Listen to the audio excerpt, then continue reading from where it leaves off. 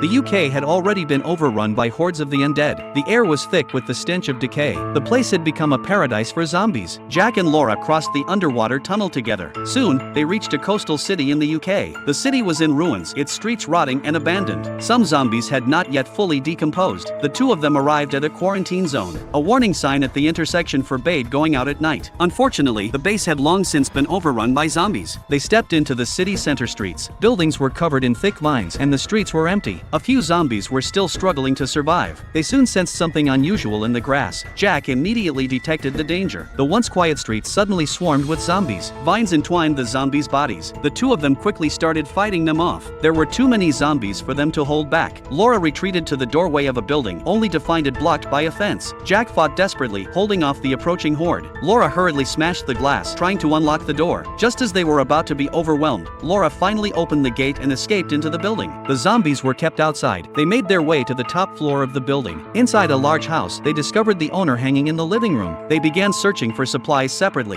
Noises outside caught their attention. They stepped onto the balcony and looked down. The entire street was filled with swarming zombies. There was no way they could leave for now. Thus, they were trapped inside the building for 2 days. The zombies below showed no signs of leaving. Their supplies ran out quickly. In the end, only a bottle of alcohol remained. To survive, Jack decided to break out before dawn. He planned to head to the nearest port to find a boat back to the US. At that moment, a beam of light shone through the window. Jack rushed outside and saw someone signaling from the opposite building. Excited, he reflected the light back using a shard of mirror. That night, a noise came from the rooftop. They stood alert on the balcony, ready for anything. To their surprise, it was a living person. The man's name was Mark, the sole survivor in the area. He had even brought some delicious food. They sat inside and enjoyed dinner together. Mark said he hadn't seen another living person in years. Years ago, he had planned to escape London by boat with companions. Unfortunately, they were bitten halfway through the journey. Unable to operate the boat alone, he stayed behind to survive on his own. If possible, they wanted to leave with Mark. Faced with Laura's invitation, Mark agreed. Before leaving, he needed to return and gather some supplies. They agreed to meet the next morning. The next day, Jack and Laura waited for a long time, but Mark didn't show up. They thought they might have been tricked. At that moment, the sound of a bell rang from afar. The zombies seemed to respond to the signal, moving toward the bell. Soon, Mark appeared with the supplies. It turned out he had rung the bell to lure the zombies away. They then followed Mark to board a sailboat. London Bridge was now in ruins, standing crowded with zombies. Shortly after entering the sea, Mark noticed dark clouds and an approaching storm. During the storm's fury, Mark was unexpectedly struck by the mast. Laura hurriedly helped him into the cabin. From that point on, the voyage depended on the two of them alone. What followed was far from smooth sailing.